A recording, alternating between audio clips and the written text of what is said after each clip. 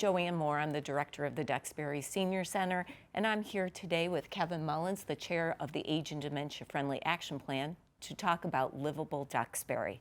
So first off, Kevin, I'm so excited about your plan being adopted last night.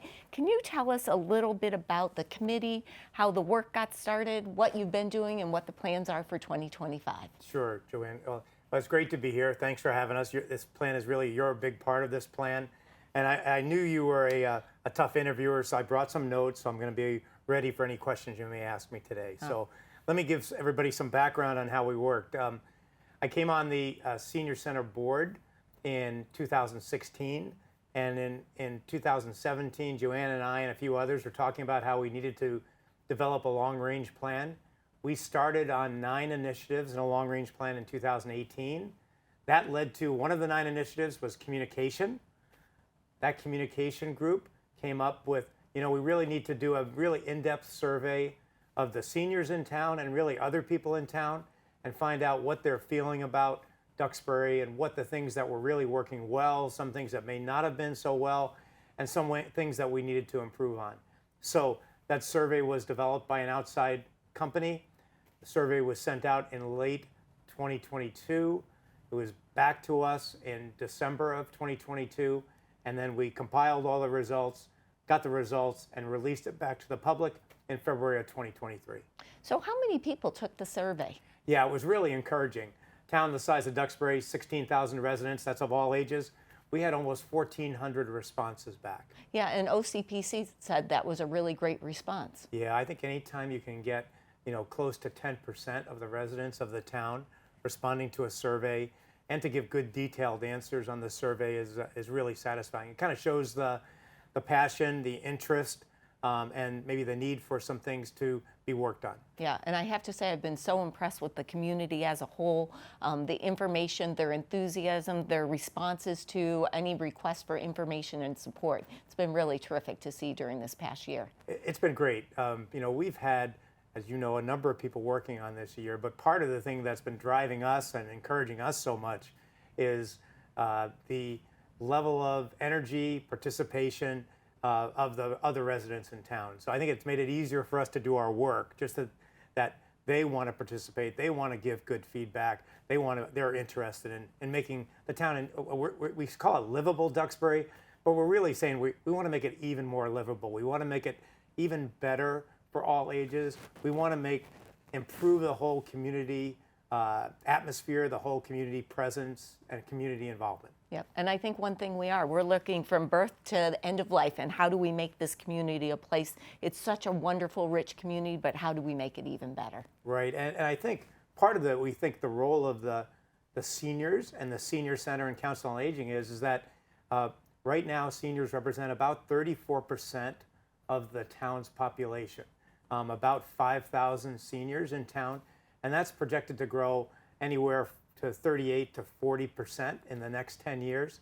So I think, we think the seniors have time, passion, experience, sometimes have good financial resources and good financial experience. So we want to help in a positive way drive things and improve things in town for seniors and for all ages.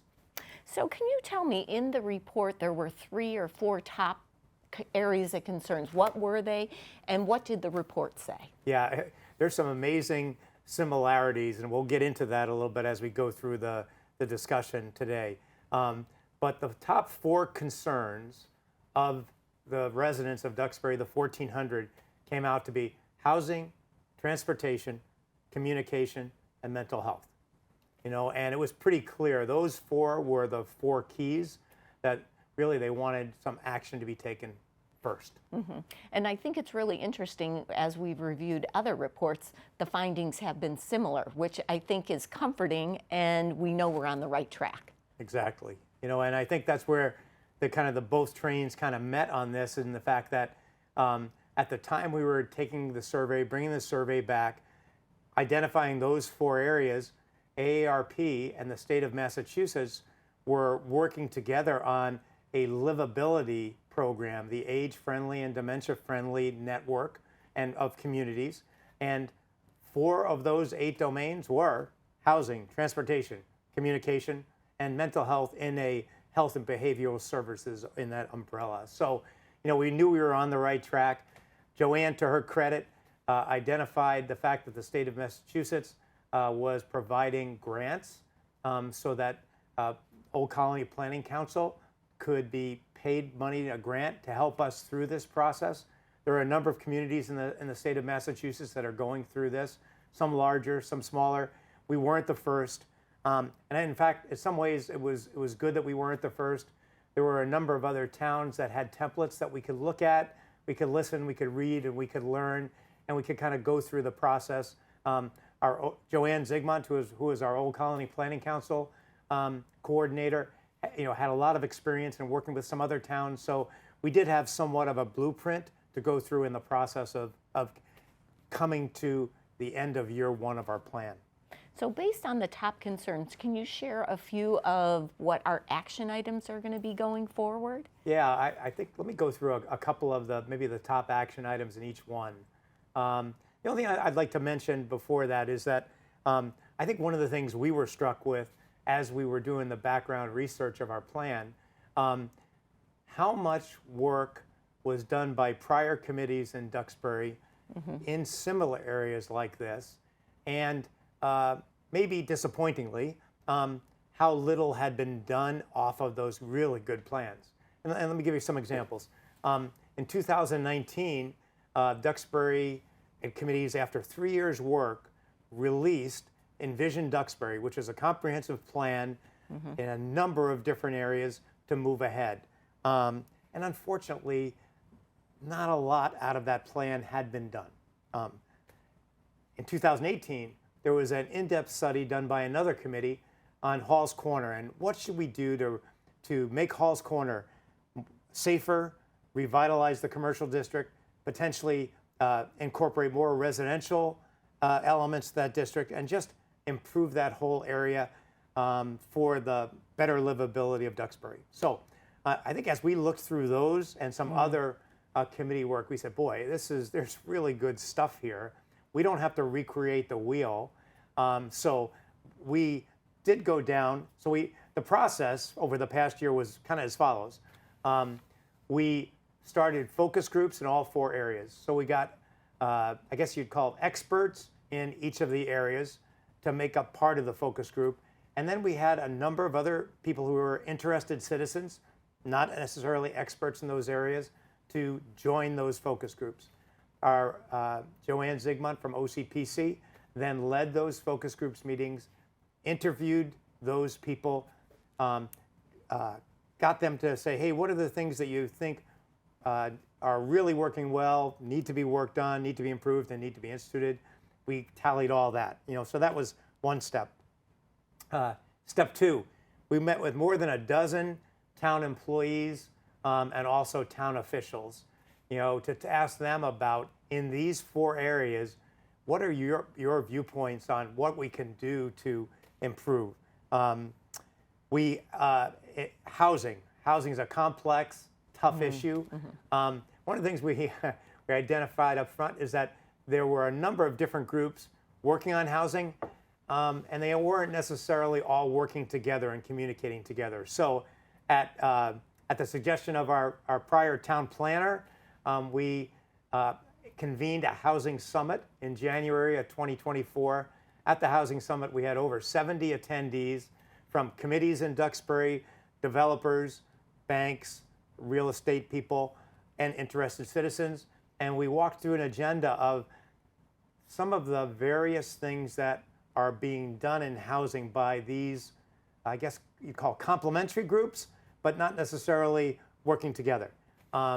And I think the offshoot of that housing summit was better understanding between the groups, an action that a number of us said we're going to share people from the different organizations into other organizations and put them on each other's boards so that we know what's going on in the various groups better, and we can provide feedback to those groups. So it was a really eye-opening meeting, and I think kind of led to some of our core beliefs that one of our key roles as a task force is really to communicate. And I think this is one of those perfect forums that we can do that on a regular basis as Livable Duxbury. Either you, myself, other members of the committee can get together and really share that information with the community so they know what we're planning, what we're working on, how they can be involved to make a difference. Exactly. And one of the things we've emphasized in our meetings with various town officials and others is we wanted them to keep in mind really 3 numbers. Number 1, 100. We've been able to enlist almost 100 volunteers in town to be a part of these 4 domain task forces that will look at the action plan and work on the action plan segments for the next year. And the groups are really diverse, really talented. They range from CEOs to CFOs to mothers and dads and this, and people in town. So it's a great group of people. So one number is 100, and based upon the select board approval of our plan last night to move ahead, they're ready to go. The second number was 2,500. The Duxbury Senior Center regularly communicates with about 2,500 seniors every month. That's a really powerful tool and a powerful vehicle for us and for the town to communicate to people about and let people know info. And the last number I mentioned before is 5,000. There are over 5,000 60-plus residents in Duxbury that technically touch the senior center or could touch the senior center and we can communicate with. So out of 16,000 residents, that's a pretty large and viable group. I love that people really wanted to get involved. In one of our meetings when we were reviewing the action plan, people got up and said, how can we help? How can we stay informed? And so this is one of the many ways that we'll do it. Right. And I think another one of the most comforting things and to us is as we release the action plan to the town, there are some things in there that are somewhat controversial. There's some things in there that they're going to need debate, they're going to need work, there's going to need compromise. But the tone of the people that attended the meetings, the tone of the people was, hey, we need to make change. How can we help? What do you want us to do next? Mm-hmm. How can we be a part of this? So, and that worked out great. So why don't we get into some of these specific findings? Let's talk a little bit about housing. Sounds good. In total, we made 52 total recommendations in the 4 domains. Housing, we made 8 specific recommendations. And here's where I mentioned before about the kind of the interesting things about and the similarities between some of the things that have been done. At the end, not on purpose, all 8 of our recommendations in housing are included in the Envision Duxbury 2019 plan. So I think it lends credibility and lends credence to, let's put it this way, 6 years of study and committees in housing with, let's make it up, hundreds of people giving input into this, kind of came up with some of the same 8 things and needs. So I'll just highlight a few of them. Number 1, develop alternatives to housing in the commercial districts in Duxbury.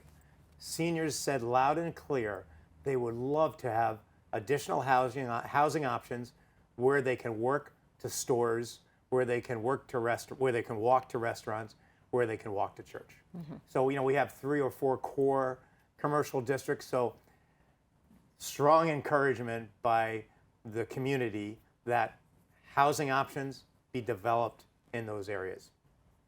Another one, a commonly known term now in the state, there's some state legislation in this, is accessory dwelling units.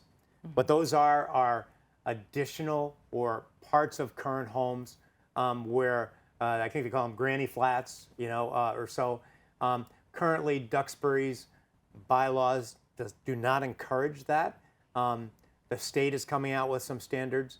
We think that there are some very reasonable standards that can be made that can encourage the development accessory dwelling units and do it in a very patterned and reasonable way, and we can test our way to get there. Mm-hmm. It was very clear in the overall survey, most seniors want to stay in town. And young people want to come back to town. So how do we make that happen? Exactly. And I think the nice thing about it is that the concentric circle meets. You know, many of the things for seniors in housing are the needs of the first-time home buyers. You know, they need smaller places. They need places that are more affordable. They need places that are more accessible to other areas like shopping and restaurants. So that's why we think many of these activities are, we don't have to say that these are senior housing. This housing. I think it's housing for all ages, and it's housing that we think will just encourage the town and strengthen the town in total. And it's so important to have a young community and an older community together to have a really viable and healthy community. So that's really what we're looking for. Exactly, and a couple of other things in the housing end. Our Duxbury Affordable Housing Trust Committee was established in 2008, and we're encouraged that that group and that committee is really re-energized to do some really good things on affordable housing in town, and we're here to be able to help support that and to figure out how do we make that work, you know, in a town that really wants to keep its character, its historical and its rural character over time. But I'll tell you, just from, again, personally, you know, I've been in this for more than a year working on this. I don't think we have to compromise. I think we can deliver the results in each of these domains, especially housing, and not compromise our standards of great community, livable community, housing options for all, you know, and, oh, by the way, improve our commercial and our overall tax revenue. So, you know, I think there's ways to move these things ahead and meet those objectives in a number of different areas. And I was going to say, I think really education on our part to make sure what is being planned really meets that rural character and getting it out to the community so they know this is really going to be great. Right, Yeah. right. And there's a lot of progress in different housing, right? We have the MBTA Communities Act.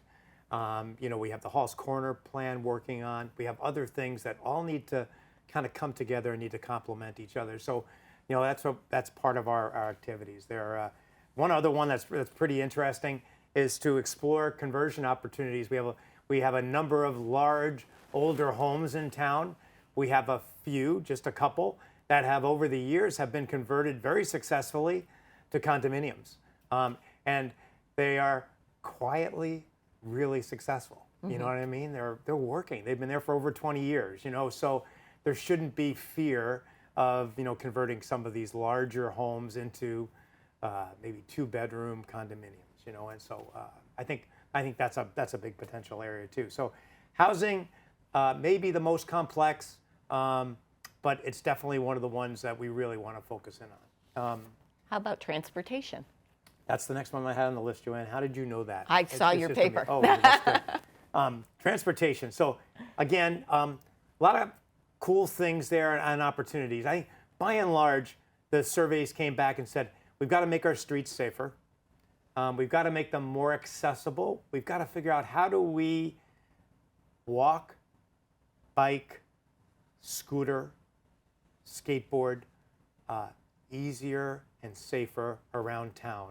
And so, you know, lots of different opinions on that. There's extensive costs on sidewalks. There's some negatives to sidewalks in certain areas. So what we're working on is how do we fit the right safe solution in the right area, you know, and I think that's just is work back and forth. You know, some other cool things that we came across for seniors. There's some programs that are around the country that are like Uber and Lyft, but it's called Go Grandparent. And it's a program that, you know, can tie seniors in to access to rides. This one would, Go Grandparent and other places, is for a fee. But we're also looking at, is there a way we can do that somewhat subsidized and or do it by volunteers? But those are things to work on. We identified that the transportation in Duxbury, some from the senior center, some from GATRA, is doing a great job in certain areas, but is not meeting at all the need of Duxbury residents to get to the Weymouth hospital base.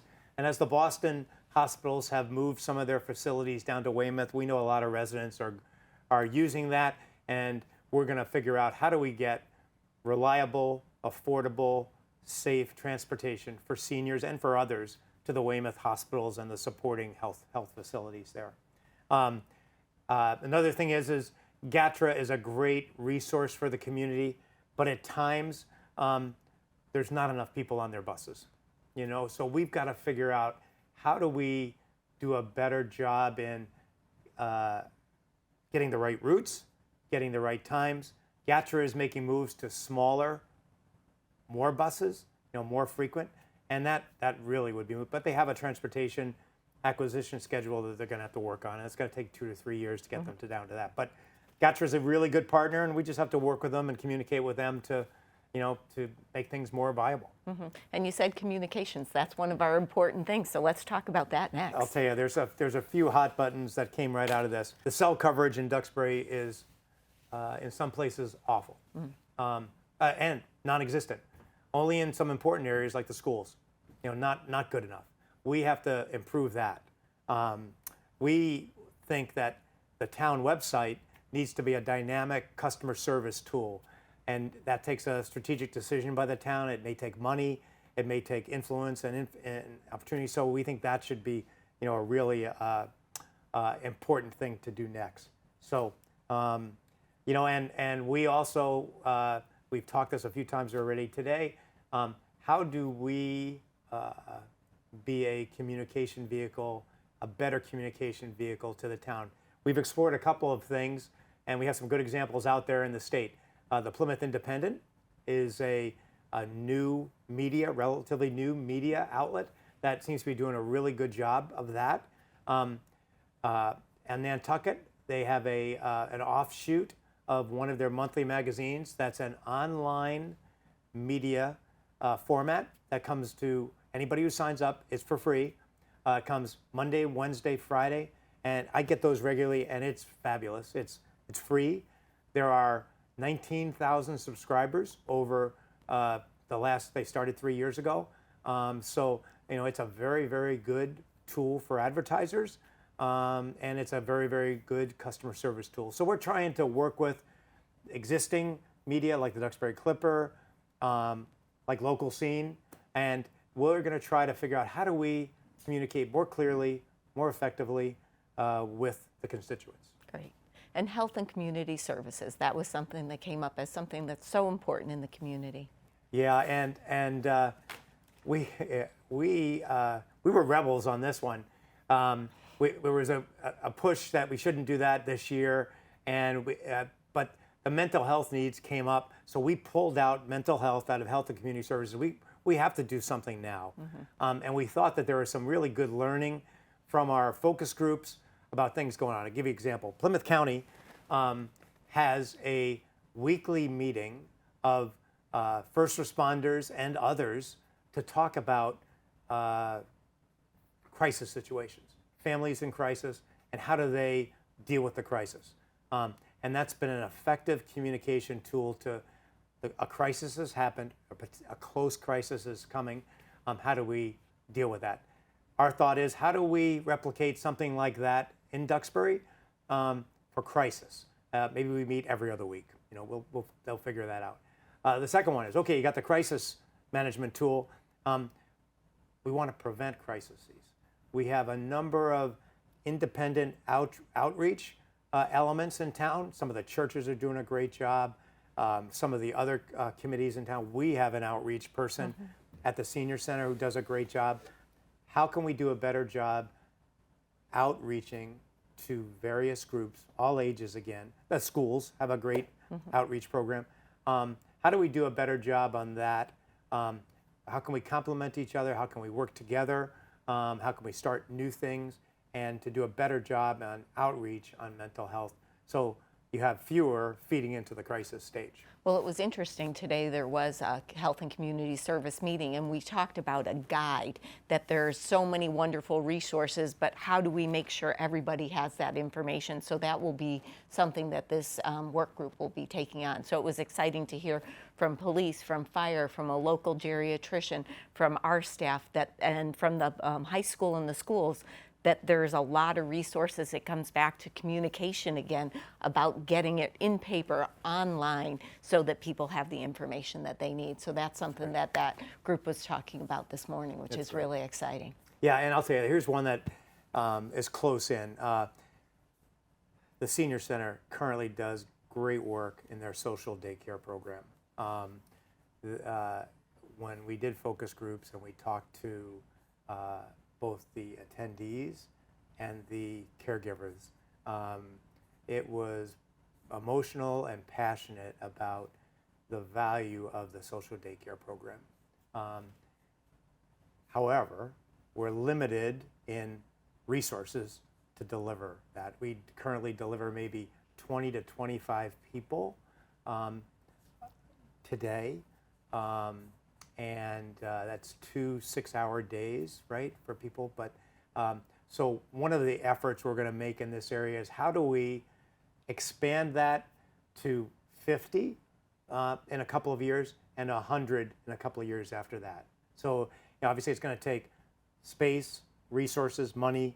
And I think awareness too. I think one thing, a lot of times people, once they get the diagnosis, they don't sign up for the program. Even though if you're not ready, just get on the list. The benefits for the program for someone who's newly diagnosed are so amazing. It helps you live at home longer, and it helps your cognitive functioning. It's so important because it also gives the loved one who's caring for you 12 hours of respite, which as a caregiver, any caregiver who comes to the program says it's life-saving for them. Exactly. So, yes. so if we can provide support for both the person living with the disease and the caregiver, we're all in. Right, exactly. And I think we can make good progress on that. And it ties into our legacy campaign, at the Senior Center, and to other fundraising things that we have around town. So it's going to take some money, and so we have to do that. But we have the resources to get people motivated and to movement and to do that. So we have a lot of exciting things happening with the Livable Duxbury Action Plan. Our goal is that our task force will share information on a regular basis so you know what's happening, where we're going, what we're planning, and how you can help. So Kevin, I want to thank you so much for being on the show today, and we look forward to seeing you soon. Well, thanks for having me, Joanne. I enjoyed it, and I think the team, our group, is a great group of passionate, caring people that really want to make things work and want to work hard to do that. And your leadership on this has been tremendous. And thank you for all your leadership and help. We wouldn't be here today without you.